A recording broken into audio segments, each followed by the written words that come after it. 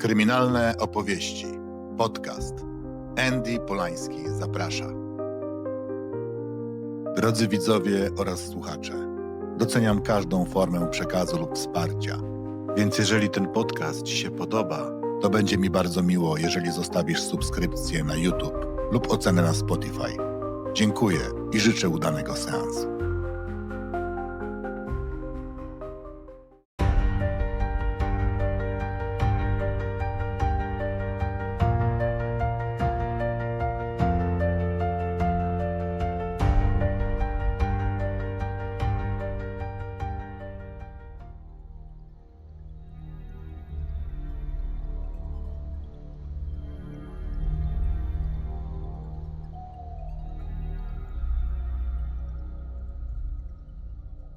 No to macie mój ogródek, powiedziała 47-letnia Nadia Medli, nagrywając otoczenie swoim smartfonem. Była środa, 10 maja 2017 roku, a Nadia stała samotnie pośrodku rozległego pastwiska na wiejskich obrzeżach Caldwell w stanie Idaho. Nadia powoli przesuwała telefonem, filmując wysoką trawę i dzikie kwiaty, które ją otaczały. W oddali widać było drzewa i płoty sąsiednich posesji. Na błękitnym niebie nie było ani jednej chmury, a ciszę przerywał jedynie delikatny śpiew ptaków. Zaczyna mi się to podobać, choć tylko trochę, zauważyła Nadia. Skupiła kamerę na zniszczonym płocie z pourywanymi drutami, które wymagały naprawy. Wyjaśniła, że odbudowa ogrodzenia to jedno z jej zadań, jakie na nią czeka. U jej stóp kręcił się jeden z 3 psów, wąchając i gryząc trawę. Na razie to psy są jedynymi, które tutaj się pasą, zażartowała Nadia, ale to się zmieni. Na ziemi rosło tyle drzew, że dom, w którym mieszkała, nie był widoczny z miejsca, w którym stała. Przyjemność, jaką czerpała z życia na spokojnej farmie, była wyraźnie słyszalna w jej głosie, gdy oprowadzała telefonem po posiadłości. Nadia sfilmowała kurnik, w którym trzymali swoje kury, a następnie skierowała obiektyw na mały budynek stojący nieco dalej. Szopa na siano, wyjaśniła. Tak, kochanie, uwielbiam to miejsce. Zaledwie tydzień wcześniej Nadia przeprowadziła się na farmę w Caldwell z poprzedniego domu w mieście Ogden w stanie Utah. Na swoim profilu na Facebooku utrzymywała kontakt z przyjaciółmi z Utah, pokazując im filmik z nowego podwórka. To wygląda jak miejsce stworzone dla ciebie, skomentowała jedna z koleżanek. Ale pięknie, napisała inna. To masa pracy, przyznała Nadia, dodając jednak, że Idaho od razu przypadło jej do serca. Kilka dni później, 18 maja, Nadia opublikowała zdjęcie frontowego podwórka, smaganego ulewą. Jeden z jej psów wspiął się wtedy na drzewo razem z nią, gdy robiła sobie przerwę od prac w ogrodzie. Tę scenę także uwieczniła na fotografii, podpisując: ten głupi pies wspiął się dziś z nami na drzewo. Miesiąc po przeprowadzce do Caldwell Nadia wypełniła ankietę z 34 pytaniami dotyczącymi jej upodobań i niechęci. Wyniki opublikowała na Facebooku. Pytanie 25 brzmiało: czy jesteś teraz w miejscu, w którym chcesz być w życiu? Odpowiedź Nadii była prosta: tak. Nadia pochodziła z Niemiec. Sama wyemigrowała do Stanów Zjednoczonych, gdzie poznała i poślubiła Amerykanina o imieniu Todd Medli. Oboje pracowali w sklepie zoologicznym, a także hodowali w domu małe zwierzęta, by troszeczkę dorobić. W 2002 roku na świat przyszło ich pierwsze dziecko, córka Peyton. Prawie dekadę później, w 2011 roku, Nadia urodziła drugie dziecko, które jednak zmarło tuż po narodzinach. 3 lata później, w 2014 roku, gdy Nadia wciąż zmagała się z bólem po stracie niemowlęcia, Todd doznał ataku serca i zmarł. Ponieważ poza krewnymi Todda, mieszkającymi w innym stanie, Nadia nie miała w USA żadnej rodziny, ona i Peyton stały się sobie niezwykle bliskie. Łączyła je miłość do zwierząt oraz wspólne aktywności, pływanie czy pikniki. Nadia opisywała Peyton jako jedną z najważniejszych osób w swoim życiu. Kiedy dwa opowiadania napisane przez Peyton ukazały się w szkolnym zbiorze twórczości uczniów, Nadia była niezmiernie dumna. Pomimo głębokiej więzi z córką, Nadia wciąż zmagała się z trudnościami. Utah bywało dla niej obcym miejscem. Kochała naturalne piękno stanu, lecz jako zagorzała ateistka czuła się nieswojo w religijnym otoczeniu. W Utah mieści się siedziba Kościoła Jezusa Chrystusa Świętych w dniach ostatnich, a wielu sąsiadów w Ogden należało do tej wspólnoty. Finanse także były ciężarem. Todd nie zostawił po sobie żadnych oszczędności, a Nadia musiała sama utrzymywać rodzinę. Zaczęła więc pracować jako masażystka w spa w Ogden.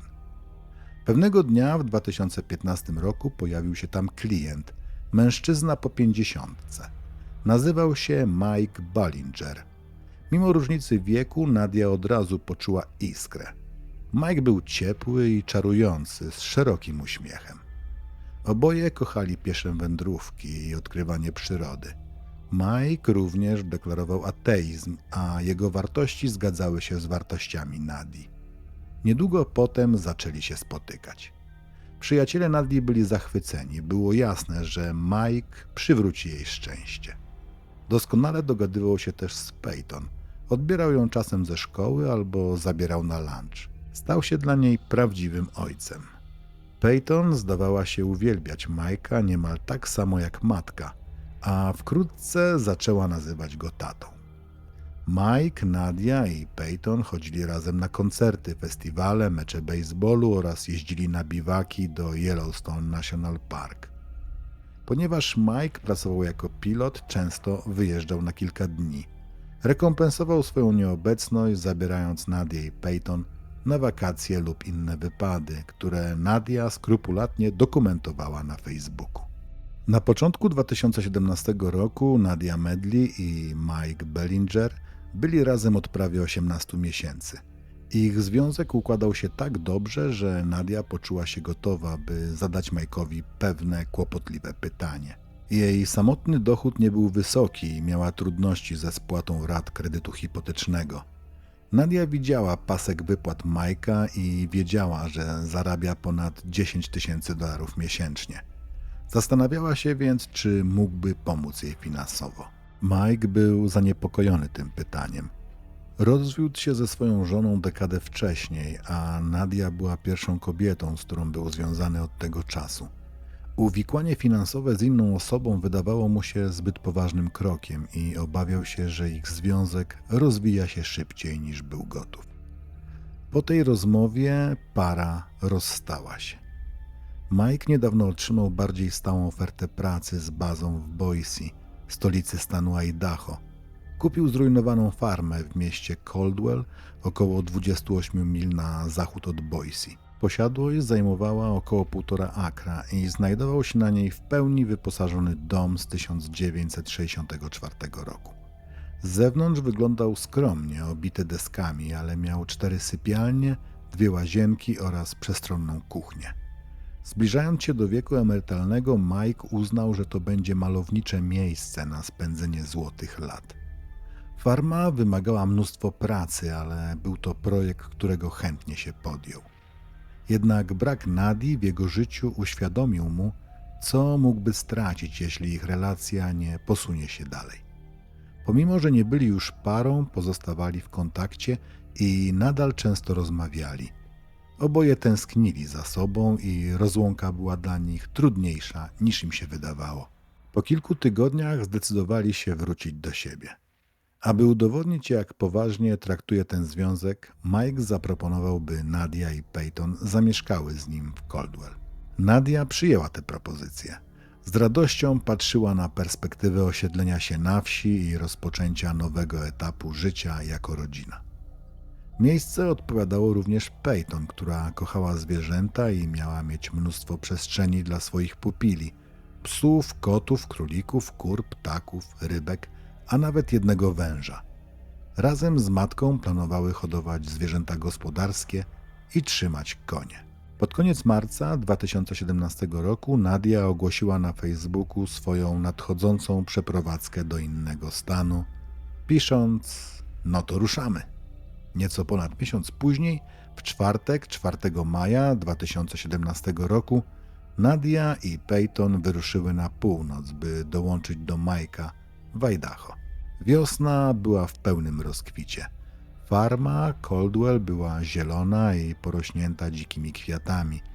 Nadia i Peyton pokochały to miejsce od pierwszego wejrzenia. Razem z Mike'iem spędzały dużo czasu na świeżym powietrzu, pracując przy naprawach, które trzeba było wykonać na farmie. Nadia publikowała zdjęcia i filmy z wiejskiego życia, zachęcając przyjaciół, by wpadli w odwiedziny w każdej chwili. Piątek, 19 czerwca, Nadia miała pojechać do Utah, aby odebrać konie dla farmy, ale nigdy tam nie dotarła. Zaniepokojeni sprzedawcy koni próbowali dzwonić na jej telefon komórkowy, ale nie odbierała. Wydawało się to dziwne, ale ponieważ nie znali jej dobrze, nie nadali temu większego znaczenia. Jako aktywna użytkowniczka mediów społecznościowych Nadia była zazwyczaj bardzo kontaktowa i szybko odpowiadała na wiadomości. Kiedy jej przyjaciele nie mogli się z nią skontaktować, zaczęli zastanawiać się, czy coś jest nie tak. Przyjaciele Peyton zauważyli, że Jona zamilkła. Ostatni raz odpowiedziała na SMS-a w czwartek, 8 czerwca. Dla dziewczyny, która zwykle nie odrywa się od telefonu, było to bardzo nietypowe. Mimo to sądzono, że może po prostu była zajęta nowym życiem, pracą na świeżym powietrzu i opieką nad zwierzętami. Rodzina Majka również nie miała od niego żadnych wieści. Miał 2 synów z poprzedniego małżeństwa i żaden z nich nie rozmawiał z nim od kilku dni. Kiedy minął ponad tydzień bez żadnych wiadomości z farmy w Caldwell, poproszono władze o przeprowadzenie kontroli. W poniedziałek, 19 czerwca, na farmę przybyli zastępca szeryfa hrabstwa i jego ludzie. Okolica była złowieszczo cicha.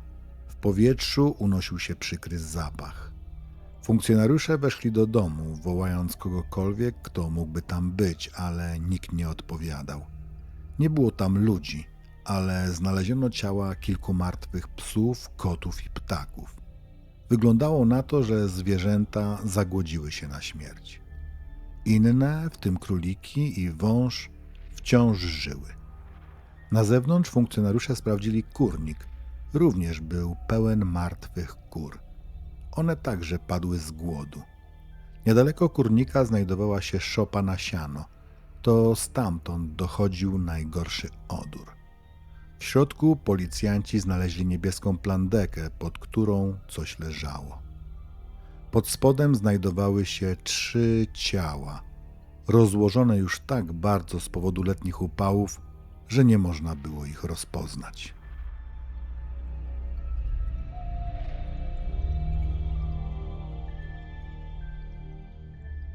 Nauczycielka o imieniu Cheryl Baker, mająca grubo po 40, poleciała pewnego dnia samolotem na Alaskę i znalazła się obok bardzo ujmującego mężczyzny. Gerald był ciepły i przyjazny, a ich rozmowa od razu się kleiła.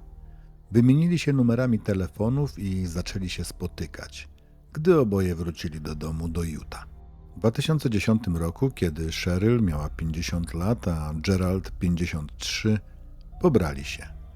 Cheryl, która miała duszę artystyczną i kreatywną, uszyła swoją suknię ślubną własnoręcznie. Oboje miało ze sobą wiele wspólnego. Lubili podróże, piesze wędrówki i jazdę konną. Cheryl praktykowała hinduizm i uczęszczała do świątyni Sri Ganesha Temple of Utah. Gerald zainteresował się wiarą i chodził tam razem z nią. Nawet nauczył się sanskrytu, klasycznego języka Azji Południowej, aby lepiej rozumieć hinduistyczne teksty. Ale para miała także różnice. Gerald znał się na sztuce przetrwania w dziczy i czasami pracował jako przewodnik dla grup łowieckich. Cheryl nienawidziła broni i musiała wychodzić z pokoju, gdy Gerald wracał z takich wypraw.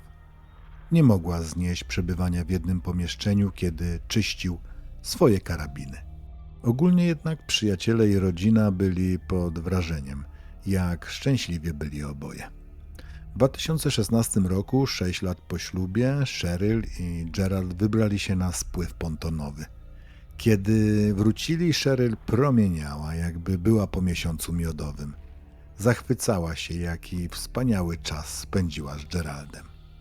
W tym czasie Cheryl była już grubo po 50 i pracowała jako nauczycielka od prawie 4 dekad. W 2017 roku uczyła w Greenwood Charter School w Harrisville, mieście położonym zaledwie kilka mil na północ od jej domu w Ogden. Gerald pracował jako pilot czarterowy, więc czasami bywał poza domem przez kilka dni, ale dostał bardziej stabilną posadę z bazą w Boise, w stanie Idaho.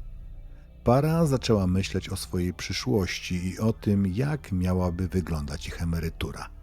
Zdecydowali się kupić wiejską posiadłość. Remontowanie jej razem miało być świetnym projektem po tym, jak Cheryl zakończy swoją pracę nauczycielską w Utah. Para kupiła farmę w małym miasteczku Caldwell w czwartek, 4 maja 2017 roku.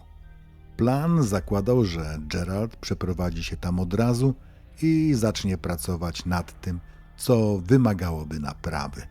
Instalacja wodna czy malowanie. Tymczasem Cheryl miała dalej mieszkać w ich domu w Ogden i przygotowywać go do sprzedaży.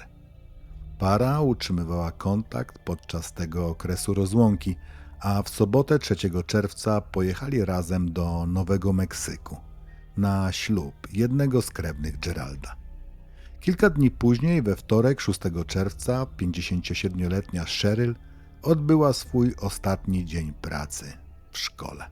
Odchodziła z pracy, by zacząć przygotowania do emerytury.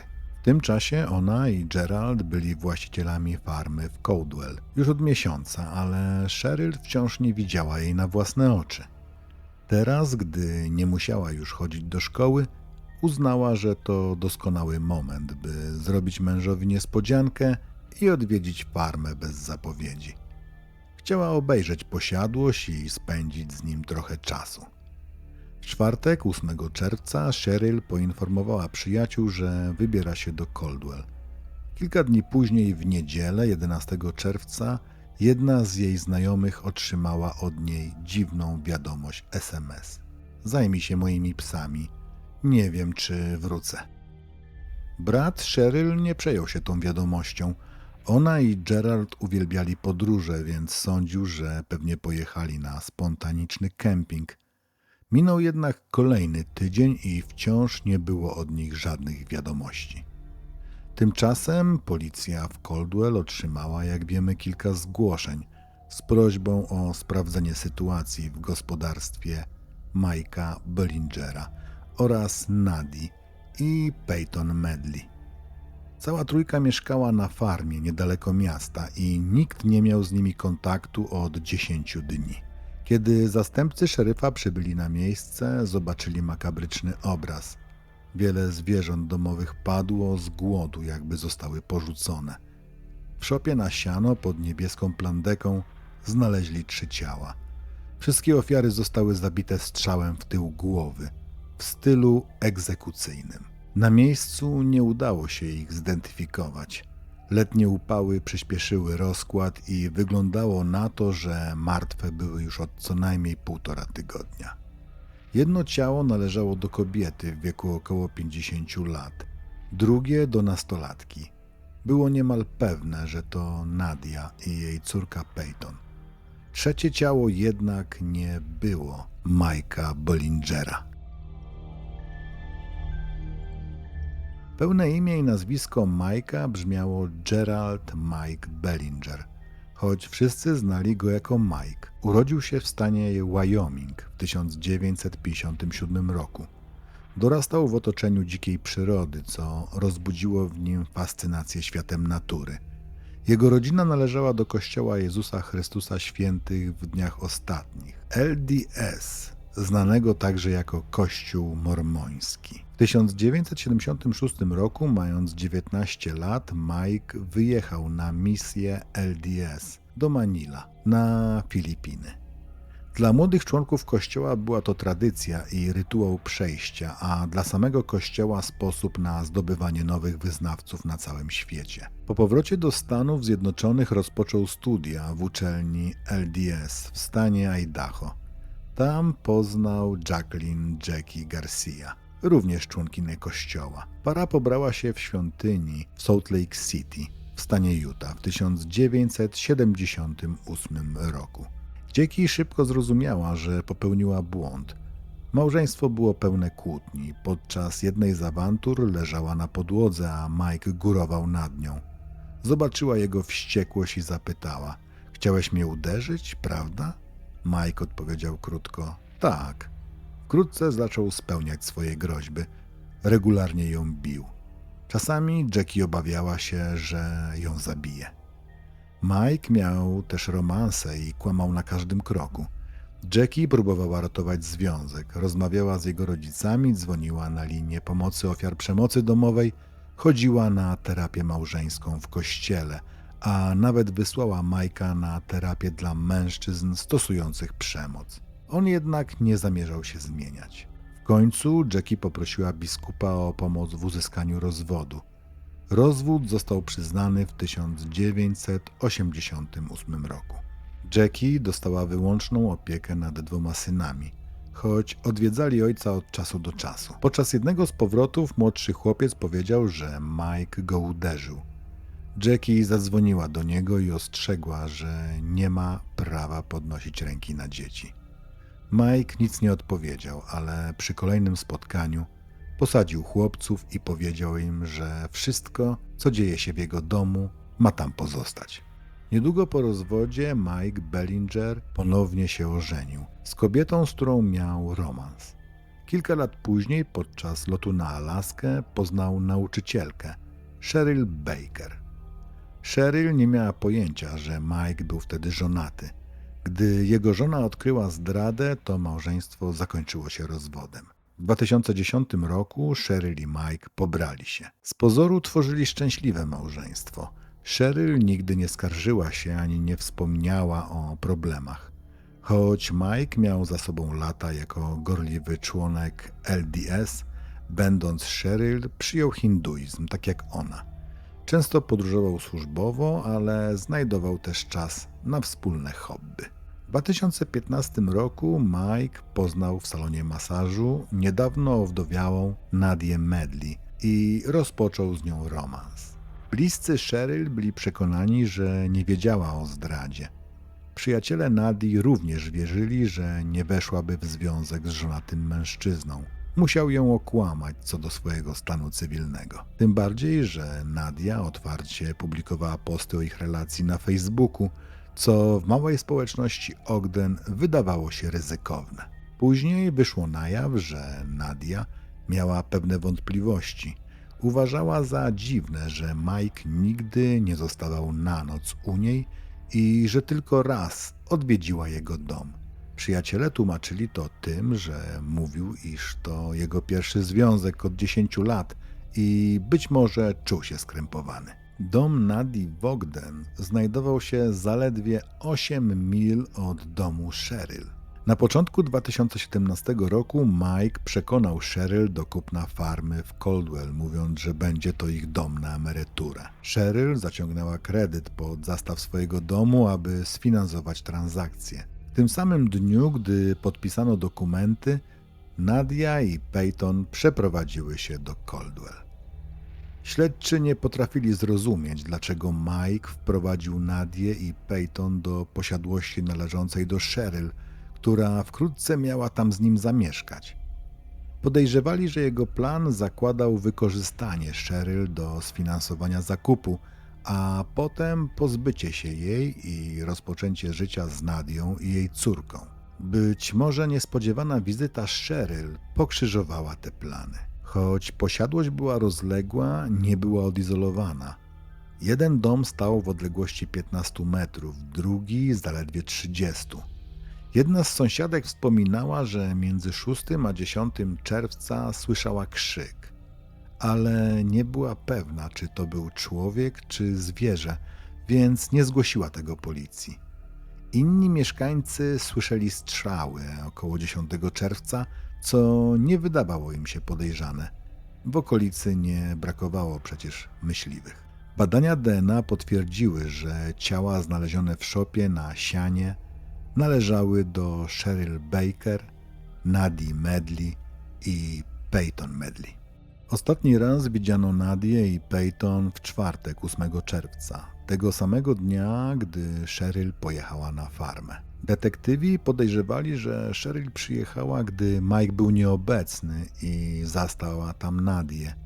Prawdopodobnie kobiety zaczęły ze sobą rozmawiać i odkryły, że obie były manipulowane i okłamywane przez tego samego mężczyznę. Kiedy Mike wrócił do domu i zdał sobie sprawę, że jego podwójne życie wyszło na jaw, wpadł w furię. Być może Cheryl zagroziła rozwodem, co zostawiłoby go bez żadnych aktywów, bo obie nieruchomości zapisane były na jej nazwisko. Wtedy prawdopodobnie zastrzelił 3 kobiety, w tym nastolatkę, która traktowała go jak ojca, aby uniknąć konsekwencji swych czynów. Ale pojawiła się kwestia dziwnej wiadomości SMS, którą Cheryl wysłała do przyjaciółki 11 czerwca. Pisała w niej, aby zajęła się psami, bo ona sama może nie wrócić. Śledczy sądzili, że to Mike mógł wysłać tę wiadomość z telefonu żony. Fakt, że sam zniknął, wskazywał na to, że uciekł, mając 10-dniowy zapas czasu nad policją. Zdjęcie Mike'a Bollingera rozpowszechniono szeroko w całym Idaho i Utah, licząc, że ktoś go rozpozna. Miał 60 lat, ważył około 140 funtów i mierzył 6 stóp i 1 cal. Miał siwe włosy i brązowe oczy. Wkrótce zaczęły napływać doniesienia od osób, które rzekomo go widziały. W sobotę 10 czerwca Mike jadł śniadanie w Nampa, mieście położonym zaledwie 10 mil na południowy wschód od Caldwell. Potem wrócił swoim pick-upem aż do Ogden w stanie Utah. Udał się do lokalnego serwisu samochodowego, gdzie znajdował się Ford Focus z 2007 roku, należący do niego i Cheryl. Odebrał samochód i zaczął nim jeździć zamiast ciężarówką. 11 lub 12 czerwca kamera monitoringu w Sioux Valley w stanie Idaho zarejestrowała Mike'a wjeżdżającego do miasta. Następnego dnia inna kamera uchwyciła moment, gdy płacił za wjazd do Bridger-Teton National Forest, lasu narodowego we wschodnim Idaho na granicy z Wyoming. Bridger-Teton National Forest to ogromny obszar o powierzchni 3,4 miliona akrów rozciągający się w zachodnim Wyoming. Sąsiaduje bezpośrednio z parkami narodowymi Grand Teton i Yellowstone i jest rajem dla miłośników kempingu i wędrówek. W środę 12 lipca, około miesiąc po potrójnym morderstwie, Ford Focus należący do Mike'a Bollingera został odnaleziony zaparkowany na polu kempingowym Pacific Creek Campground w lesie Bridger-Teton. Było to odludne miejsce, a samochód wyglądał na porzucony od dłuższego czasu. Śledczy wiedzieli, że Mike był doświadczonym traperem i świetnie radził sobie w dziczy. Jako pilot mógł też znać ten teren z powietrza. Policja użyła psów tropiących, technologii na podczerwień i helikopterów, aby przeszukać okolice. Było to trudne, skaliste podłoże i gęsta roślinność uniemożliwiały sprawne poruszanie się pieszo. Ponieważ Mike uznawany był za uzbrojonego i niebezpiecznego, poszukiwacze byli w ciągłej gotowości, obawiając się zasadzki. Tydzień po odnalezieniu Forda Focusa strażnicy parku w sąsiednim Yellowstone National Park zauważyli SUV-a prowadzonego przez jasnowłosego mężczyznę. Pojazd odpowiadał opisowi samochodu, jaki Mike mógł zdobyć po opuszczeniu lasu. 2 strażników ruszyło w pościg 2 radiowozami i zmusiło kierowcę do zatrzymania się. W samochodzie była też kobieta i 7-letnia dziewczynka. Po godzinnej obławie kierowca okazał dowód. Nazywał się Brett. Był na wakacjach z żoną i córką, a rodzina przyjechała z Missouri. Policjanci wyjaśnili, że szukają mordercy i pokazali Byrdowi zdjęcie Mike'a Bollingera. Ten nie widział żadnego podobieństwa poza siwymi włosami. Rodzinę puszczono wolno. Później wyszło na jaw, że planowali pozwać policję za godzinne przetrzymywanie pod bronią bez wyjaśnień. Zgłoszenia o rzekomych widzeniach zbiegłego mordercy wciąż napływały. Ktoś twierdził, że widział Mike'a prowadzącego auto w Salt Lake City. Inny świadek, przewodnik rzeczny w Idaho, zauważył kilku mężczyzn nad Henry's Fork, dopływem rzeki Snake River. Jeden z nich wyglądał jak Mike. Żadnego z tych doniesień nie udało się jednak potwierdzić. Śledczy brali pod uwagę możliwość, że Mike odebrał sobie życie gdzieś głęboko w lesie. Zastanawiali się jednak, dlaczego uciekałby tak daleko od domu, skoro planował samobójstwo. Dlaczego nie zrobił tego na farmie w Caldwell? Może załapał stopa i zostawił swojego Forda Focusa w lesie, aby zmylić trop.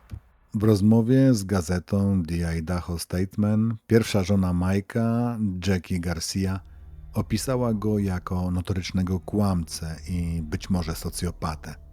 Inna osoba, która znała Mike'a i chciała pozostać anonimowa, dodała: jeśli znasz socjopatów, wiesz, że raczej nie odbierają sobie życia. Musieliby poczuć winę, a on nie ma sumienia. Przyjaciółka Nadii Medley również powiedziała gazecie, że uważa Mike'a za zbyt egocentrycznego, by się zabił.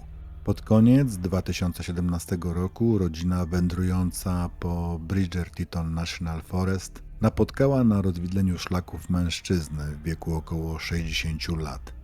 Był zaniedbany, sam i kompletnie nieprzygotowany do zimowej wędrówki. Bez plecaka, wody i odpowiedniego ubrania. Jego twarz była bardzo poorana. Mężczyzna przeszedł obok, trzymając głowę nisko. Śledczy podejrzewali, że mógł to być Mike Bollinger. Mijały kolejne miesiące bez postępów. W połowie 2018 roku znaleziono broń w pobliżu Pacific Creek. Broń była naładowana i w dobrym stanie. Nie wyglądała, jakby długo leżała na mrozie. Ponad rok po morderstwach w sierpniu 2018 roku służby ponownie zorganizowały duże poszukiwania. Około 20 funkcjonariuszy z różnych agencji podzieliło się na 4 grupy i przeszukało 4-milowy obszar na północ od Pacific Creek Campground. Wyszli od rozwidlenia szlaków, gdzie rok wcześniej widziano podejrzanego mężczyznę. Zabrali ze sobą psy do poszukiwania zwłok. Gdyby Mike wciąż był w lesie, wątpliwe, by żył. Zimą 2017 roku w tym rejonie spadł śnieg, a linia śniegu znajdowała się tuż przy polu kempingowym. Aby przetrwać tamten czas bez sprzętu i zapasów, nawet doświadczony myśliwy i przewodnik musiałby dokonać rzeczy prawie niemożliwej. Las zamieszkiwały gryzli, wilki i pumy. Jeśli Mike nie popełnił samobójstwa ani nie zmarł z wycieńczenia, mógł paść ofiarą drapieżnika. Ciała Mike'a nie znaleziono, ale natrafiono na inne ślady. Policja nie ujawniła, co dokładnie odkryto, lecz przekazano mediom, że wskazywało to na fakt, iż Mike nigdy nie opuścił lasu i tam zginął. Wydano komunikat, by osoby odwiedzające las latem i jesienią zwracały uwagę na porozrzucane ubrania lub szczątki ludzkie. Jeśli Mike zmarł zimą, dzikie zwierzęta mogły rozszarpać jego ciało, gdy stopniał śnieg. Nigdy nie odzyskano niczego istotnego. Jednak dowody z opuszczonego Forda Focusa i obu posiadłości wystarczyły, by potwierdzić, że to Mike Bollinger był odpowiedzialny za zabicie Cheryl, Nadii i Peyton. Detektywi nie ujawnili publicznie, jakie to dowody. Mike został formalnie oskarżony o 3 zarzuty morderstwa pierwszego stopnia. Mimo to pod koniec 2022 roku organy ścigania pozostawały przekonane, że już nie żyje. Mike Bollinger był opisywany jako kameleon, który potrafił dopasować się do tego, czego pragnęła dana kobieta. Z pierwszą żoną Jackie był praktykującym członkiem LDS, tak jak ona. Gdy poznał Cheryl, zaczął chodzić z nią do świątyni hinduistycznej i nawet nauczył się sanskrytu. Z kolei przy Nadii, zadeklarowanej ateistce, mówił, że nie wierzy w Boga. Ci, którzy spotkali Majka, opisywali go jako ciepłego i czarującego mężczyznę. Miał charyzmatyczną osobowość i był uwikłany w wiele romansów. Niektórzy zastanawiali się, czy nie znalazł kolejnej kobiety, którą oszukał i nie żyje z nią w ukrytym gdzieś daleko związku. Inni spekulowali, że być może Mike użył swojej licencji pilota, by wylecieć z kraju i zacząć nowe życie za granicą, choć nie znaleziono na to żadnych dowodów. Cheryl Baker jest wspominana jako życzliwa, łagodna i twórcza kobieta. Przez ponad 30 lat pracowała jako nauczycielka, ucząc dzieci z ubytkiem słuchu. Czasem kupowała uczniom przybory szkolne i ubrania, na które nie było ich stać, a także wyszukiwała granty dla szkoły. W 2011 roku jej praca została doceniona i otrzymała tytuł Nauczycielki Roku.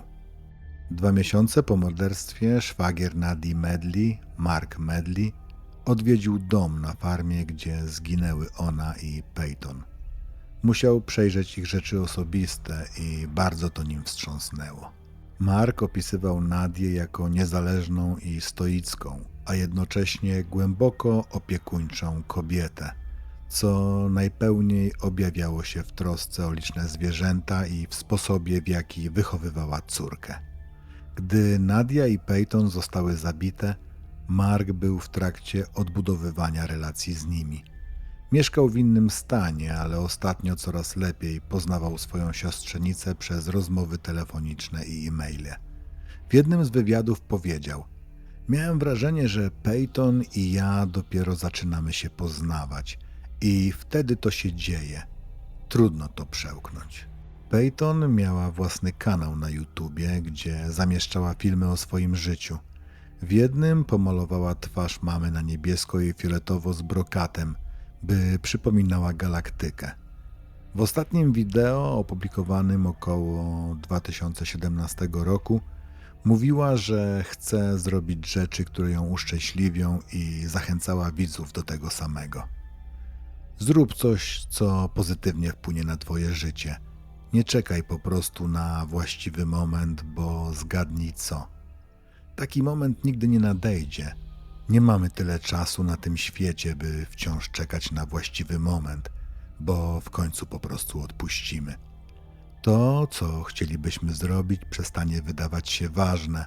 Stracimy zainteresowanie i będziemy żyć, nie wiedząc, czy spróbowaliśmy. Będziemy żyć, a co jeśli? A to nie jest w porządku. Musisz się odważyć, bo mamy jedno krótkie życie i bez względu na to, w co uwierzysz, że dzieje się potem, to jedno życie musisz przeżyć po swojemu.